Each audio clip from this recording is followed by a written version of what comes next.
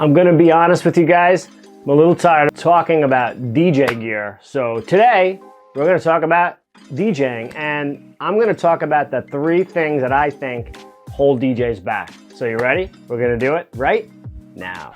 Don't hold me back, don't hold me back. Oh, okay, then don't worry.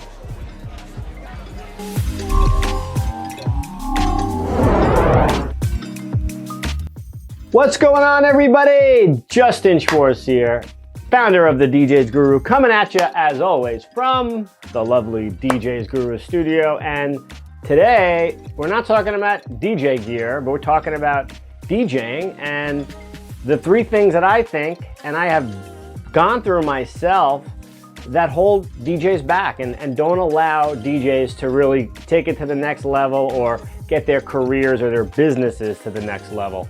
You may or may not realize this, but this whole company, my whole world in DJing started as a DJ when I was 15, and I'm going to tell you that I've made all the mistakes that there are to make, and that's why now at this point I am looking to share all this information and bestow it on everyone so you don't make the same mistakes that we do, and you understand some of the things that I think are really simplistic, but sometimes we take for granted. So before we do all that, please make sure you're checking us out at thedjsguru.com. There's a link down in the description, so give it a click and you'll see all our reviews, how-tos, tricks, tips, tons of videos and content on there. So please check it out. Also, consider subscribing to our page.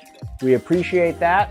Like this video, and of course, if you have any questions on anything DJ gear, DJing related, drop them down in the comments below. Now, we're gonna go on to number 1.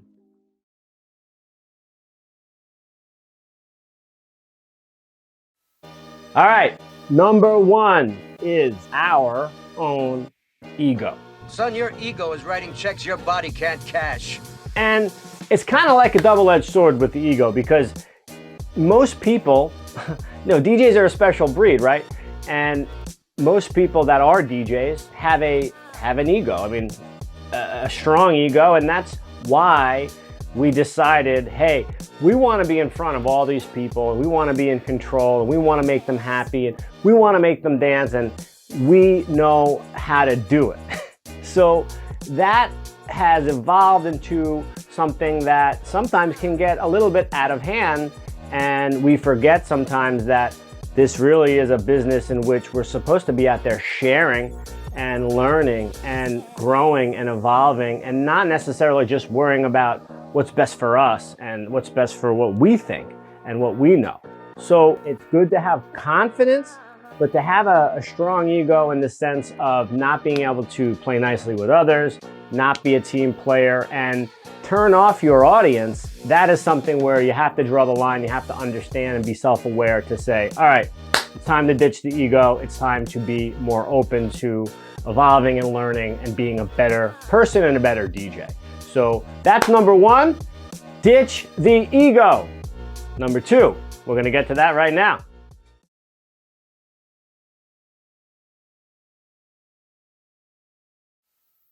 Okay, number 2. Peace. Number 2, I think, goes right along with ditch the ego, and it's a great segue, because number 2 is we have to remember as a DJ. Now, unless you are Tiesto and you're charging $200,000 for 2 hours or whatever the number is nowadays, and people are paying $300 for a ticket or more to come and see you, you don't have the right, if you are taking money from a client, to really have an ego and to do anything other than be in retail and be in the service industry. I think we forget as DJs, most DJs out there, we are in the service industry. The service industry is retail. I've been in retail since I'm 17 years old, and it's one of those things where you're going to have to deal with things that in your everyday life you wouldn't deal with, because it's business, because you are in front of people. And the truth is, everybody, if you're not a people person, being a DJ is not the right gig for you, truthfully. So it's probably not a great fit, and you're gonna find yourself in situations that are uncomfortable for you. So just a tip there, as you're watching this, but the service industry comes down to this. They ask, you answer. So if it's a prospective bride or a current bride that you have an event booked with, no matter what, you answer the questions. Now, do you have to answer the questions immediately? No, of course not. But every question gets a response. Every time you meet with that person, there's a smile on your face, you're shaking hands, you're looking them in the eye, you're treating them with respect. This is what retail is. You're making people feel comfortable, you're making people feel important, and that's why they chose you to be their DJ for their wedding, for their Sweet 16, for their club, for whatever the event may call. That is something that you have to always keep in mind. For me personally, I'm constantly going up to whether it be the owner or the manager or the bride and groom or whomever is paying me, really, and I'm checking in with them, always making sure. I'm also always making sure that the room and the event itself is going smoothly because I'm ultimately in charge of that event, right? That's all part of the customer experience. It's all part of being in the service industry. It's not just about playing music. Playing music is one part of what we do here, but as a business owner, you are in the service industry and your job is to cater to your clients. So that's really my spiel on that, and that's number 2 on what I think Hold DJs back. I've been in that position before. You know, I've rolled my eyes. I've gotten upset about too many questions. I've wished they didn't ask so many requests. I wish they didn't put stuff on my subs. But this is all part of the business, everybody, and you have to accept it if you're gonna go and be in this game, because we're around people. Our job is to party, and sometimes parties get a little crazy, and you gotta learn how to live with that. So anyway, let's get to number 3 on the list of what we think hold DJs back. Woo!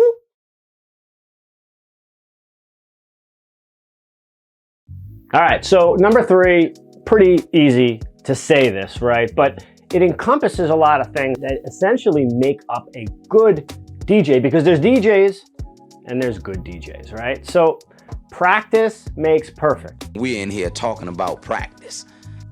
But what is practice, right? Is practice mean that I'm gonna sit here and mix back and forth and play different songs and see what works best? I mean, yes, of course, that is part of the practice that we're gonna talk about, the technical side of DJing. Learning how to use the additional features. Now I have a CDJ 3000 behind me here. I dove right into using them, and I'm telling you, I only scratched the surface with what it can do. So I do need to practice more on this piece of machinery. So when you buy equipment, you want to make sure you know how to use everything it can do. But the other side of it is being aware and researching current trends, music, constantly curating. If you're a DJ that truly cares about what they're doing, you want to go out and you want to listen and curate your own playlist. You don't want to steal from other people.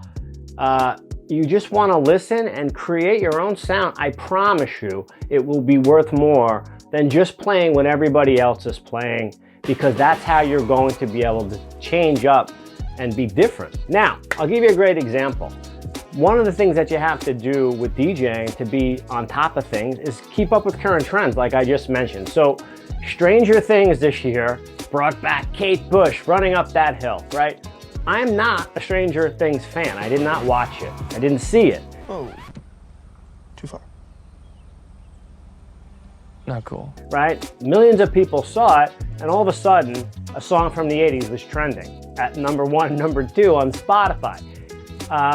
Now, I didn't watch the show, but I'm constantly researching, looking up music, following different playlists, following different platforms that we use, and just listening to crates and listening to different music, so I can find out, all right, I like this, I like that, I like that, I don't like that, and playing what I like.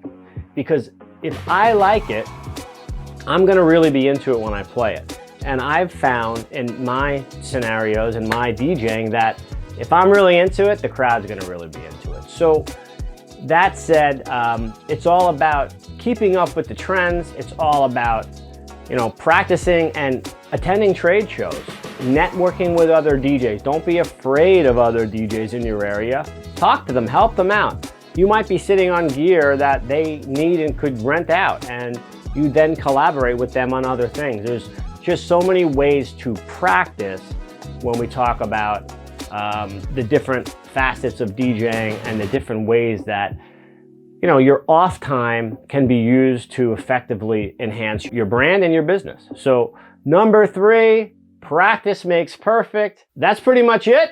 And let's go with the outro. All right, everybody. So those are the top 3 things that we think hold people back. Now, listen, it's easier said than done. We're not going to come across here and be self-righteous and say we're perfect. It's nothing like that. We have gone through all this going back to the 90s, and it is something that is not easy. It's all about being a professional. It's all about learning from your mistakes. You're going to make mistakes and getting better every single gig and trying to make sure that, you know, you take it seriously. The DJs that are running businesses and not just DJing are the ones that are successful and the ones that are going to always do well in this business. So keep that in mind. And if there's anything that we can do to help you out, please drop your comments down below or just reach out to us at thedjsguru.com. Listen, really appreciate everybody watching this. Thank you as always. And as I always like to say, we'll see you on the flip side. Take care, everybody. Bye-bye.